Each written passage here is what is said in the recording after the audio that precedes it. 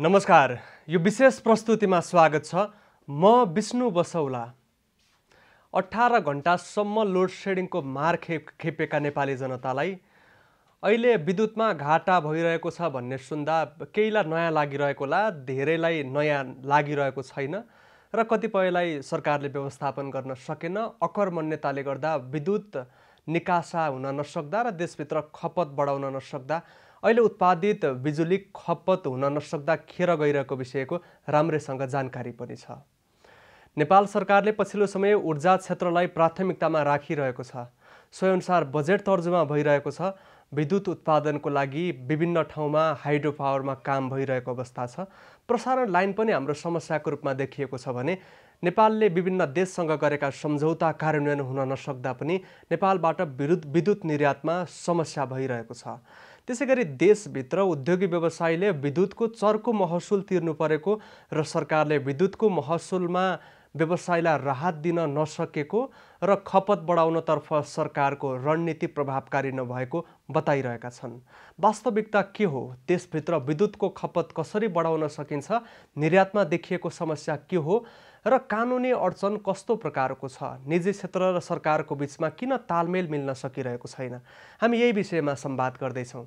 हामीसँग संवादको लागि ऊर्जा विज्ञ ज्ञानेन्द्र लाल प्रधान सम्पर्कमा रहनु भएको छ। यहाँलाई स्वागत छ। हजुर नमस्कार। अहिले त कोरोना संक्रमणले गर्दा लकडाउन भएपछि खपत घट्न थाल्यो, तर यही समयमा सरकारले प्रक्षेपण गरे अनुसार 1000 मेगावाट विद्युत थपिने अनुमान गरिएको थियो, तर त्यसको न खपतको लागि सरकारले ध्यान दिएको देखियो न निर्यातको लागि नै प्रभावकारी काम भएको देखियो। यहाँनिर कहाँ समस्या छ? होइन, अब हामी चाहिँ अचम्मको देश छौँ जुन देशमा तपाईँको हाम्रो विद्युतले 3.5% मात्रै ऊर्जा सप्लाई गर्छ टोटल ऊर्जामा। त्यसमा हामी चाहिँ बिजुली बढी हो भनेर बोल्नु चाहिँ मलाई लाग्छ त्यो मूर्खाइ भन्दा बढी केही छैन। किनभने आजको दिनमा तपाईँको विद्युत खपत गर्न सकिने ठाउँहरू यति धेरै छ जस्तो उद्योगहरूले बत्ती पाइरहेका छैनन्। म तपाईँलाई एक्जाम्पल दिन चाहन्छु। हङ्सी सिमेन्टले तपाईँको 80 मेगावाट तपाईँको आफै जेनेरेट गरिरहेको अवस्था छ डिजेलबाट। किन हामी उसलाई विद्युत दिन सक्दैनौँ? यस्तै अर्को तपाईँको झन्डै 500 मेगावाटका नयाँ र पुराना उद्योगहरूले आफ्नो क्यापासिटी विस्तारमा विद्युत माग गरेका छन्। नेपाल विद्युत प्राधिकरणले दिन सकेको छैन होला। नेपाल विद्युत प्राधिकरणको कमी कमजोरी छैन, तर वन मन्त्रालयको स्वीकृति चाहियो कि वातावरणको स्वीकृति चाहियो कि जमिनको स्वीकृति चाहियो कि त्यो त तत्काल दिनु पर्यो नि। तब न मलाई लाग्छ यी उद्योगहरूले तत्काल आज बत्ती दियो भने अहिलेदेखि नै यी विद्युत चाहिँ खपत गर्न सक्छन्, पहिलो कुरो। दोस्रो मलाई के लाग्छ भने हामीले झन्डै 40 अरबको कुकिङ ग्यास चाहिँ आयात गर्छौँ। हाम्रो कुकिङ ग्यासमा मोह यति धेरै छ भारतीय कुकिङ ग्यासमा, किन हामी आफ्नै विद्युतले त्योभन्दा सस्तो पर्ने गरेर तपाईँको इन्डक्सन चुलो चाहिँ मार्फत चाहिँ कुकिङ गर्न सक्दैनौँ? किन हामी जनतालाई प्रोत्साहित गर्न सक्दैनौँ कि त्यो म इन्डक्सन चुलो प्रयोग गर, इन्डक्सन चुलो मार्फत चाहिँ हाम्रो विद्युतलाई खपत गर भन्दा हामी प्रोत्साहित नीति किन ल्याउन सक्दैनौँ? जस्तो नीति ल्याउँछौँ सरकारको नीतिले पुग्दैन। मलाई लाग्छ अर्को 40 अरबको बिजुली खपत गर्ने ठाउँ त्यही नै छ। यो हेर्दा के देखिन्छ भने नेपालमा विद्युत खपत गर्नलाई केही समस्या छैन। टोटल नेपालको ऊर्जा माग, चाहे दाउरा भन्नुहोस्, पेट्रोलियम पदार्थ भन्नुहोस्, चाहे विद्युत भन्नुहोस्, सबैलाई एक ठाउँमा राख्दाखेरि तपाईँको 1,60,000 गिगावाट आवर छ। नम्बर याद गर्नुहोस्, 1,60,000 गिगावाट आवर हाम्रो ऊर्जा माग छ। जम्मा 6,400 गिगावाट तपाईँको सप्लाई गर्यो विद्युतले गत साल। यो पालि 7 जति गर्ला भन्दा यति ठुलो ठाउँ बाँकी छ हामीले विद्युतीय गर्न सक्ने नगरिकन हामी विद्युत खेर गयो भनेर बोल्नु चाहिँ मूर्खाइ हो। अब अहिले त खेरा गइ नै रहेको अवस्थाको विषयमा निजी क्षेत्रले तथ्याङ्कगत रूपमा बताइरहेको पनि अवस्था छ। हाम्रोमा कस्तो खालको रणनीतिमा चाहिँ कमजोरी भएको हो? होइन, हामी उत्पादनतिर मात्रै ध्यान दियौँ, हामीले खपततिर ध्यान दिएनौँ। आजको दिनमा पनि आज हामीले कुनै प्रमोसन गरेका छौँ र आज हामी विद्युतीय सवारीलाई बढी ट्याक्स लाउँछौँ, होइन? विद्युतीय सवारी नलिन्छौँ। एकातिर एडिबी र वर्ल्ड ब्याङ्कबाट लोन लिएर हामी चाहिँ चार्जिङ स्टेसन 50 वटा राख्नलाई चाहिँ हामी टेन्डर आह्वान गर्छौँ। एकातिर नेपाल सरकारले नीति ल्याउँछ विद्युतीय साधन चाहिँ अब आयात नगर भनेर एकदम भन्छ चाहिँ तपाईँको झन्डै धेरै माथि पुर्याएर नगर्ने नीति ल्याउँछ एकातिर। दोस्रो मलाई के लाग्छ भने हाम्रो तत्काल खपत गर्न सकिने भनेको के हो त? यो कुकिङ ग्यासमा हो। कुकिङ ग्यास आजको दिनमा 2000 मेगावाटको पिकिङ पावर बिहान र बेलुका खपत गर्न सकिन्छ। है। यसलाई किन हामी प्रोत्साहित गर्दैनौँ, यो पनि हामी प्रोत्साहित गर्दैनौँ। त्यसमा मलाई के लाग्छ भने विद्युत बढी भयो भने भारत पठाउने भन्ने नीति नै गलत हो। विद्युत बढी भयो है, विद्युत तपाईँले 1 किलोवाट आवर विद्युत आफूले प्रयोग गर्नुभयो भने 120 रुपियाँको जिडिपीमा योगदान गर्छ। यदि 1 किलोवाट आवर भारत पठाउनु भयो भने तपाईँले 5 रुपियाँ नेपाली पाउनुहुन्छ। 5 रुपियाँ नेपालीमा गर्नु राम्रो कि 120 रुपियाँ हाम्रो जिडिपीमा कन्ट्रिब्युट गर्नु राम्रो? र मलाई के लाग्छ भने सरकारले अहिले सोच्ने नीति तत्काल परिवर्तन गर्नुपर्छ। अहिले भएको विद्युत बढी भयो भनेर भन्नु चाहिँ मलाई लाग्छ यो यो यो यो कुरो चाहिँ मिलेन। अहिले देशभित्र खपतको नीति बनाउन नसक्दाखेरि देखिएको समस्या हो त यो? हामीले निर्यातको लागि रणनीति बनायौँ, निर्यातको लागि सम्झौता पनि गऱ्यौँ, संवाद प्रभावकारी बनाउन सक्यौँ र निर्णय कार्यान्वयन गर्नका लागि सकेनौँ। यो बिचमा हामीले देशभित्र खपतको विषयमा ध्यान नदिँदा र अहिले बिक्रीको लागि गरेको संवाद प्रभावकारी नहुँदाको समस्या मात्रै हो त यो? होइन, पहिला हामीले के बुझ्नु पर्यो भने हाम्रो बजार चाहिँ करिब करिब भनौँ न अब 1400 मेगावाटको माग चाहिँ उच्चतम माग, अरू बेलामा तपाईँको तलमाथि गरेर हाम्रो चाहिँ बजार चलिरहेको अवस्थामा चाहिँ हाम्रो जलविद्युत भने कस्तो हुन्छ भने बर्खायाममा 456 मेगावाट निकाल्ने तामाकोसीले तपाईँको हिउँदमा 24 घण्टा चलायो भने 90 मेगावाट निकाल्छ। यानि कि जलविद्युतले तपाईँको 12 महिना समकालीन विद्युत उत्पादन गर्न सक्दैन। त्यसकारण केही विद्युत तपाईँको निकासी भन्नुभन्दा म चाहिँ ब्याङ्किङ भन्न चाहन्छु, किन हिउँदमा फेरि त्यो बत्ती फेरि फिर्ता लिनुपर्ने भएको हुनाले यसलाई निकासी नगरिकन यसलाई भारतलाई दिएर भारतले 3-4 महिना यो पैसा प्रयोग गर्न पाएर यदि हामी फेरि पुष माघ फागुनमा यो विद्युत फिर्ता दिन सक्यौँ भने यसले तपाईँको ब्यालेन्स गर्छ। अर्को के छ भने हजुरले विद्युत निकासीको कुरा गर्नुभयो। विद्युत निकासीमा हामी कहाँ अग्रसर छौँ? हाम्रो के अरे बङ्गलादेशले संसारको सबैभन्दा हाइएस्ट थोक मूल्य त्यो भनेको 7.72 सेन्टमा बिजुली किन्छु भनेर 9000 मेगावाट किन्छु भन्दाखेरि हाम्रो नेपाल सरकारले अहिलेसम्म सम्झौता गर्न सकेको छैन, एउटा एमओयू साइन सकेको छैन।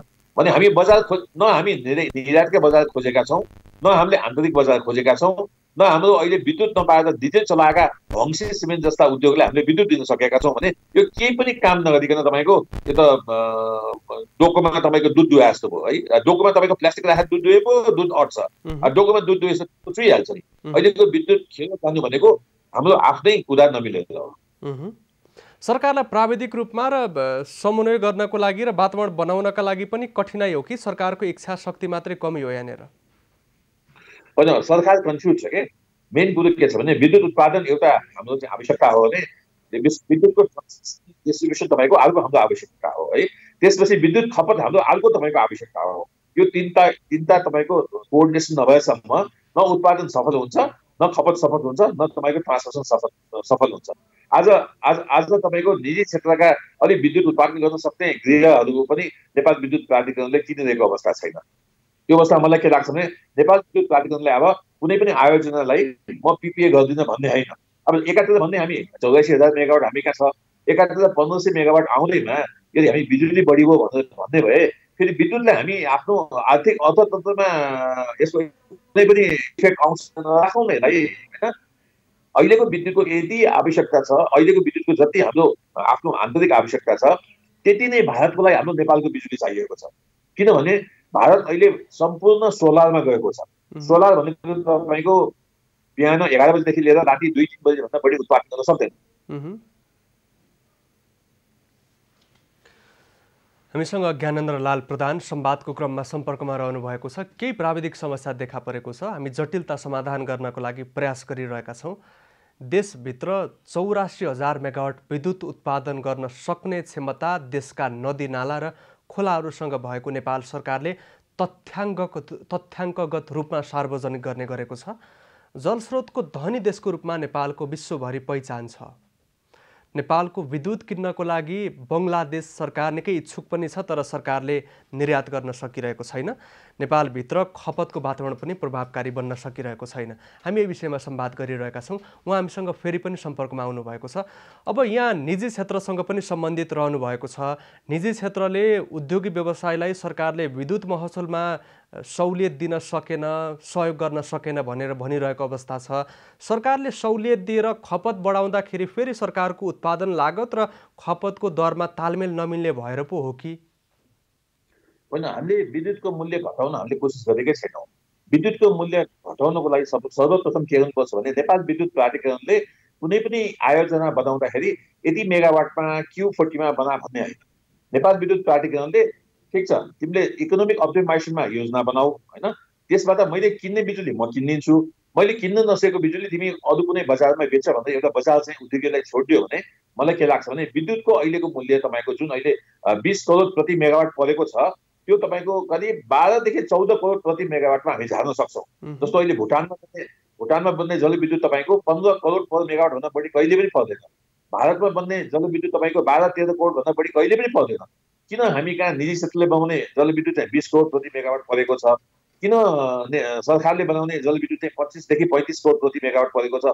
पहिला यो त नेपाल विद्युत प्राधिकरणको यो समस्या हल गर्नु पर्यो नि। नेपाल विद्युत प्राधिकरणले फुल क्यापेसिटीमा इकोनोमिक अप्टिमाइजेसनमा जलविद्युत गृह बनाउन दिनु पर्यो पहिला। त्यो गर्यो भने विद्युत तपाईँको केही नभए पनि अहिले भन्दा 20% सस्तो पर्न जान्छ। पहिलो कुरो उत्पादन लागतै सस्तो पर्न जान्छ। कम्तीमा अहिलेको उत्पादन भन्दा 20% सस्तो पर्न जान्छ पहिलो। दोस्रो अब कुलमानजी आउनु भएपछि अलिकति हामीले अब कुलमानजीको तारिफै गर्नुपर्छ। कुलमानजीले अलिकता लस घटाउनु भनेको छ, अलिकता इफिसियन्सी बढाउनु भएको छ नेपाल विद्युत प्राधिकरणको। त्यसमा नेपाल विद्युत प्राधिकरण हामी सबैले चाहिँ स्याल्युट गर्नै पर्छ। त्यसमा कुनै शङ्कै छैन, धेरै राम्रो काम भएको छ। अझ पनि के छ भने जुन मोनोपोली नेपाल विद्युत प्राधिकरणको छ अहिले निजी क्षेत्रसँग 5 रुपियाँमा किनेको बिजुली अब 10 रुपियाँ 80 पैसामा बेच्दा पनि इफिसियन्ट हुँदैन भने त्यसलाई त कम्पिटिसन एउटा सेक्टर बनाउनु पर्यो नि। नेपाल विद्युत प्राधिकरण सँगसँगै निजी क्षेत्रलाई ढोका खोलिदिनु पर्यो। तब लाग्छ भने कहीँ बिजुलीको दाम चाहिँ 8 रुपियाँमा आउँछ कि अहिले 10 रुपियाँ 80 पैसामा उद्योगीले किनेको बिजुली चाहिँ तपाईँको 8 रुपियाँमा आउँछ कि? त्यो गर्न सक्यो भने मलाई के लाग्छ भने अहिले जुन हामी बिलेट जुन फलामको कच्चा माल हामी चाहिँ यो बिलेट भनेर हामी भारतबाट मगाउँछौँ त्यसको लागि हामी नेपालमै है जस्तो भुटानको फुलचुलिङमा तपाईँको थुप्रै कार्बन स्पोन्जको फ्याक्ट्री लागेका छन्। कार्बन स्पोन्ज ल्याएर त्यसलाई बिलेटको रूपमा कन्भर्ट गरेर त्यो बिलेटलाई फेरि हामीले जुन अहिले रड बनाउँछौँ त्यो फ्याक्ट्रीमा प्रयोग गर्न सक्यो भने मलाई लाग्छ अर्को 1000 मेगावाटको खपत तपाईँको यो देशमा आउने 3 वर्षमा गर्न सकिन्छ। त्यो हेर्दा के भने आउने 5 वर्षमा करिब 500 मेगावाट नयाँ उद्योगमा अहिले एक्सपान्सन गर्ने उद्योगले विद्युत माग गरेका छन्। अर्को करिब 2000 मेगावाट कुकिङमा है, अर्को तपाईँको 1000 मेगावाट कार्बन स्पोन्जमा भनेको तपाईँलाई 3500 मेगावाटको त मैले देखाइदिएँ अहिले बजार। कसरी बजार चाहिँ छैन भने अब माग भएका ठाउँमा किन विद्युत पुग्न सक्दैन त? के समस्या छ देशभित्रै माग भएका क्षेत्रहरूमा? जस्तो तपाईँको अन्तर मन्त्रालयको कोअर्डिनेसन मिलेको छैन। अब हम्सी सिमेन्टले 80 मेगावाट मागेको आज तपाईँको वर्षौँ भइसकेको नेपाल विद्युत प्राधिकरणले किन दिन सकेन भन्दाखेरि अब त्यहाँ वन मन्त्रालयले त्यसलाई क्लियरेन्स दिएको छैन, वातावरण मन्त्रालयले क्लियरेन्स दिएको छैन, वा जग्गा जमिनको समस्या आएको छ। यो कुरो त नेपाल सरकारले मिलाउनु पर्यो नि। नेपाल सरकार भनेको त अभिभावक हो नि, सबै मन्त्रालयको मालिक त नेपाल सरकार भएको हुनाले कहाँ मिल्दैन धमाधम मिलाएर विद्युत खपत गर्ने नीति अगाडि बढाउनु। अहिलेको अवस्थामा उत्पादित विद्युत हामीले अन्य मुलुकलाई बेच्नको लागि हामीसँग पूर्वाधारहरू कस्तो अवस्थामा छन् त? तयार अवस्थामा छन्? होइन, विद्युत बिक्री भनेको धेरै पछिको कुरा हो। म यहाँले अहिले देशभित्र खपत गर्न नसक्दाखेरि त खेर जानुभन्दा त बिक्री गर्नु पनि त राम्रो उपाय रह्यो नि। बिक्री भन्दा इनर्जी ब्याङ्किङ ठिक हुन्छ, जुन क्यानाडा र न्युयोर्क पावर एक्सचेन्जले गरेको छ। हाम्रो बर्खामा बढी भएको बिजुली चाहिँ माग बढी भएको भारत र बङ्गलादेशमा हामीले दिने 4 महिना, त्यसपछि 4 महिना बढी गएको बिजुली फेरि हाम्रो 8 महिना चाहिँ हामीले फेरि त्यसलाई फिर्ता ल्याउने गरेर मिलायो भने मलाई लाग्छ यो इनर्जी ब्याङ्किङ गर्न सक्यो भने यसले तपाईँको देशको यो अहिले आयात भइरहेको पेट्रोलियम पदार्थलाई अलिकति कमी गर्न सहयोग गर्छ। यो चाहिँ किन हुन सकिरहेको छैन? त्यही त म अलिकति कन्फ्युज के छ भने अब नेपाल सरकारको फोकस के हो पहिला भन्ने कुरो क्लियर हुनु पर्यो होइन। पहिलो भनेको आन्तरिक मागै हो। आन्तरिक मागमा मैले भनिहालेँ तपाईँको जुन उद्योगले विद्युत मागेको मागेको छ त्यसलाई तत्काल दिउँ न। त्यसमा कुन मन्त्रालयले समस्या क्रिएट गरेको छ त्यसलाई तुरन्त क्याबिनेट ल्याएर पास गरिदिउँ न होइन। त्यो हामी गर्दैनौँ किनकि प्रत्येक मन्त्रालय राजासभा अगाडि बढेका छन्, छोटे राजासभा अगाडि बढेका छन्। यो अवस्थामा नभइकन विद्युतको माग। अब निजी क्षेत्रले सरकारले उत्पादित विद्युत किन्नका लागि चासो देखाएन, हामी निकै धेरै घाटामा जाँदैछौँ भन्ने दुःख यसो व्यक्त गरिरहेको छ। कानुनी अडचनको विषय उहाँहरूले उठाइरहनु भएको छ। निजी क्षेत्रको भूमिका चाहिँ कति सन्तोषजनक हो त? अब निजी क्षेत्रमा तपाईँको अब मलाई लाग्छ 90% भूमिका असाध्यै राम्रो छ। अब निजी क्षेत्र पनि पुरै दुधले धोइएको छैन। 10% समस्या निजी क्षेत्रका साथै गलत हामीले सरकारले गरेन, सरकारबाट भएन मात्रै भन्छौँ। निजी क्षेत्रको समस्या चाहिँ के हो? निजी क्षेत्रका कमजोरी चाहिँ के छन्? होइन, पहिलो म तपाईँले सरकारकै कुरा गर्न चाहन्छु। जब तपाईँको 1500 मेगावाटको बिजुली अहिले उत्पादन गरी हुँदाखेरि हामी बिजुली बढी हुन्छ, अब हामी बिजुलीको पिपिए गर्दैनौँ, खरिदी गर्दैनौँ भन्न थाल्छौँ भने यो देशमा फेरि विद्युत उत्पादन गर्ने निजी क्षेत्र किन अगाडि आउने? होइन, अहिले 2500 मेगावाटका योजनाहरू अगाडि बढेका छन्। यो त अब पिपिए भइसकेको योजना छ। 600 मेगावाटको योजना पिपिए भइसकेको छ, तर त्यसलाई चाहिने पैसा नेपालको ब्याङ्कमा उपलब्ध छैन कि नेपाल सरकारले हेर्नु पर्दैन? कि त हामीलाई छोड दिनु पर्यो, विदेशमा गएर ल तिमीहरू खरिद गर्दैछ धमाधम लिएर आऊ भनेर छोड्नु पर्यो, त्यो पनि नछोड्ने होइन। अनि कि त हामीलाई तपाईँको एफडिआई ल्याउने पर्मिसन दिनु पर्यो। एफडिआईमा तपाईँको डलरमा आएको, हामी आलु प्याज समेत तपाईँको डलरमै किन्छौँ।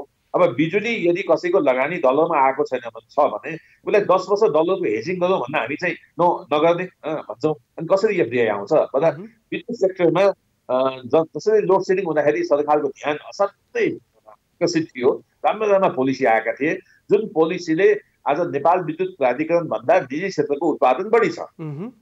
अब 12-14 वर्षमा नेपाल विद्युत प्राधिकरणले 109 वर्षमा गरेको काम निजी क्षेत्रले तपाईँको करिब 14 वर्षमा गरेर देखायो भने निजी क्षेत्र कतिको सक्षम सबल र कति सस्तोमा बत्ती निकाल्न सक्छ भन्ने कुरो त निजी क्षेत्रले देखाइसक्यो होइन, देखाइसक्यो। बत्ती एभरेजमा बेचेको अवस्था छ। यस्तो अवस्थामा चाहिँ मलाई के लाग्छ भने निजी क्षेत्रलाई अगाडि बढ्ने बाटो चाहिँ नेपाल विद्युत प्राधिकरणले बन्द गरिदिएको अवस्था छ। किनभने पावर पर्चेस चाहिँ गर्दैन, अब म विद्युत किन्न सक्दिनँ भन्छ होइन। अनि कहाँ बेच्ने त? कि त मलाई बेच्न दिनु पर्यो होइन, मलाई पैसा पनि नदिने अनि आफू पनि नकिन्ने अनि निजी क्षेत्र कसो अगाडि? निजी क्षेत्रलाई बिजुली बेच्न दिनको लागि सरकार किन उदासीन छ? होइन, अब यो यस्तो हो, हाम्रो चाहिँ अब मोनोपोली मार्केटमा हामी छौँ।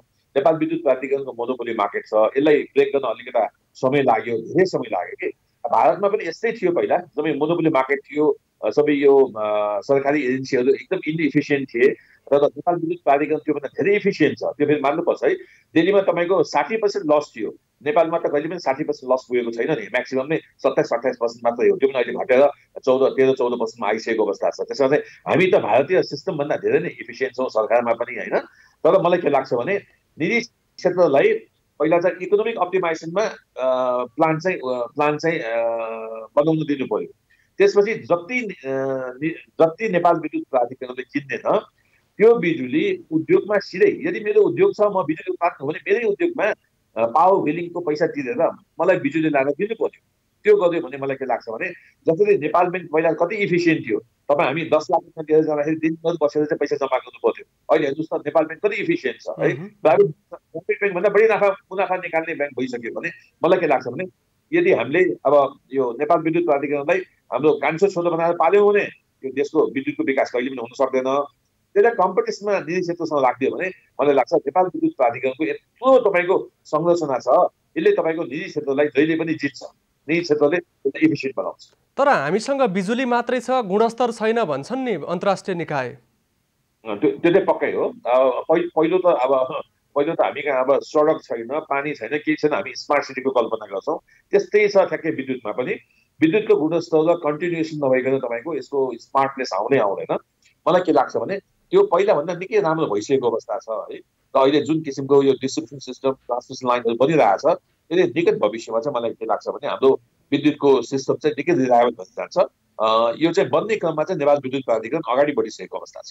बङ्गलादेशले 9000 विद्युत किन्नका लागि तयार भइरहँदा उसलाई बिजुली बेच्नका लागि हाम्रा अवरोधहरू के हुन्? कस्तो हुन्छ भने तपाईँको बजारको माग तपाईँको 24 घण्टा एउटै हुँदैन। चाहे बङ्गलादेश भन्नुहोस्, चाहे नेपाल भन्नुहोस्, चाहे भारत भन्नुहोस्, बजारको माग तपाईँको राति न्यून भएर जान्छ अनि बिहान अलिकता उच्च भएर आउँछ। दिउँसो औद्योगिक छ भने उच्च हुन्छ, छैन भने तपाईँको अलिकता घटेर जान्छ। अनि बेलुकाको समयमा सबैभन्दा उच्चतम माग आउँछ, चाहे नेपाल भन्नुहोस्, चाहे भारत भन्नुहोस्, चाहे तपाईँ बङ्गलादेश भन्नुहोस्। त्यो अवस्थामा अहिले यो रिजनमा भएको सिस्टमहरू कोइलाले चल्ने पावर प्लान्ट भन्नुहोस् वा न्युक्लियर पावर प्लान्ट भन्नुहोस् वा तपाईँको यो के अरे थर्मल पावर प्लान्ट भन्नुहोस् है वा सोलर भन्नुहोस्, कसैले पनि बेलुकाको एनर्जी पिकिङलाई सप्लाई गर्न सक्दैन। त्यसलाई चाहिने भनेको तपाईँको जलविद्युत हो। त्यही भएर बङ्गलादेशले स्मार्ट भएर के गर्यो त, म तिमीसँग 9000 मेगावाट किन्छु ल आऊ भनेर भन्यो। तर नेपाल सरकारले अहिलेसम्म एउटा एमओयू साइन गर्न सकेको अवस्था छैन। मलाई के लाग्छ भने यो चाहिँ तत्काल अगाडि बढ्न सक्यो भने 9000 अब करिब 500 मेगावाटले हाम्रो चाहिँ जिडिपीमा 1% को ग्रोथ दिन्छ भने 9000 मेगावाटले हाम्रो जिडिपीमा ग्रोथ कति दिन्छ कल्पना गर्नुहोस् त। कल्पना है करिब करिब 18% दिन्छ है। 18 मलाई के लाग्छ भने तत्काल भारतसँग इनर्जी ब्याङ्किङ र तपाईँको बङ्गलादेशसँग चाहिँ इनर्जी यो एक्सपोर्टको कुरा पनि अगाडि बढाएर त्यसको लागि स्पेसिफिक प्रोजेक्टहरू सञ्चालन गर्न सक्यो भने मलाई के लाग्छ भने हाम्रो आन्तरिक खपत पनि हामी मजासँग बढाउन सक्छौँ। आन्तरिक खपत बढाउनुको भनेको मतलब के हो भने हाम्रो आफ्नो जिडिपीमा यसले कन्ट्रिब्युट गर्नु हो।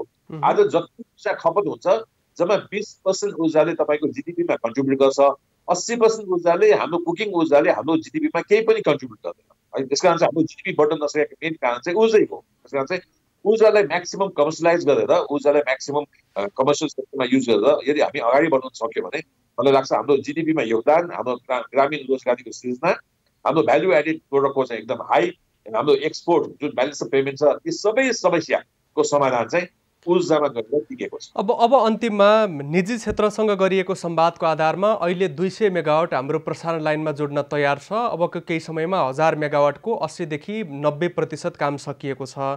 अब हाम्रोमा अहिले भएको भन्दा ट्याक्कै डबल बिजुली प्रसारण लाइनमा थपिनेवाला छ। अबको नेपालको अवस्था के होला अन्तिममा संक्षेपमा? होइन, यस्तो छ, हाम्रो मागै 1400 मेगावाट छ। हिउँदमा त हाम्रो बिजुली त 1/3 हुन जान्छ नि। जस्तो तपाईँको 100 मेगावाट निकाल्ने बल्खामा निकाल्ने बिजुलीको धेरैले हिउँदमा त उही 35 मेगावाट त निकाल्छ मोटामोटी होइन। त्यस कारण चाहिँ हिउँदको 4 महिनाको लागि त समस्या छैन, देशभित्र नै हामीलाई पुग्दैन। अझ भारतमा त हामीले अझ आयात गर्नुपर्छ। त्यसपछि अर्को 4 महिना हामी अलिकता ब्यालेन्सिङमा चाहिँ जानुपर्ने हुन्छ भने हाम्रो बिजुली बढी हुने भनेको 4 महिना हो। त्यो भनेको तपाईँको असार साउन भदौ असोज, योभन्दा अरू समयमा हाम्रो बिजुली चाहिँ बढी हुँदैन। त्यस कारण चाहिँ बिजुली बढी हुन्छ भनेर हामीले जुन अहिले कुरा निस्कन थालेको छ, खेरो जान्छ भनेर कुरा निस्कन थालेको छ, त्यो चाहिँ गलत हो। हामीले आफ्नो बजार पहिला विस्तार गर्नु थियो। हाम्रो ऊर्जा सेक्टरमा विद्युतको 3.5% कन्ट्रिब्युसनलाई तपाईँको 30% पर्यो। हामी किन तपाईँको यो वीरगञ्ज काठमाडौँ रेल चलाउन सक्दैनौँ? यदि वीरगञ्ज रेल काठमाडौँ रेल चलायो भने 10 अरब त त्यसले खपत गरिदिन्छ बाबा। एउटै रेलवे स्टेसनले 10 अरब रुपियाँको बिजुली खपत गरिदिन्छ र हाम्रो भारतबाट आउने तपाईँको झन्डै 40 अरबको बिजुलीलाई रिप्लेस गरिदिन्छ। त्यो हामी अगाडि बढ्दैनौँ है। हामी के पनि काम नगर्ने अनि बिजुली बढी हो भनेर बोल्नु चाहिँ अलिकता समयले साथ मिले। हुन्छ, यहाँलाई समय र संवादको लागि धन्यवाद दिन चाहन्छु। धन्यवाद, थ्याङ्क यू। हामीसँग ऊर्जा विज्ञ ज्ञानेन्द्रलाल प्रधान संवादको क्रममा सम्पर्कमा रहनुभएको थियो। नेपालमा अहिले ऊर्जा क्षेत्रको विषयलाई लिएर विभिन्न क्षेत्रबाट चासो व्यक्त हुन थालेको छ र अहिले ऊर्जा उत्पादन बढ्दै जाँदा र यो समयमा करिब 4 महिनाको समयमा नेपालको उत्पादित विद्युत खेर गइरहेको अवस्था छ। इनर्जी ब्याङ्कको रूपमा भारत हाम्रो छिमेकी मुलुक र राम्रो साझेदार रहन सके पनि सरकारले त्यसको पनि फाइदा उठाउन सकिरहेको छैन, जसले गर्दा निजी क्षेत्र निराश बन्ने अवस्था सिर्जना भएको छ भने अहिले पिपी भएका विभिन्न आयोजनामा पनि लगानी उठ्नका लागि चुनौती देखिएको छ। हामी यो विषयमा विभिन्न सम्बन्धित व्यक्तिहरूसँग संवाद गर्ने प्रयास गरिरहेका छौँ। यो क्रम जारी रहनेछ, हामीसँगै रहनुहोला।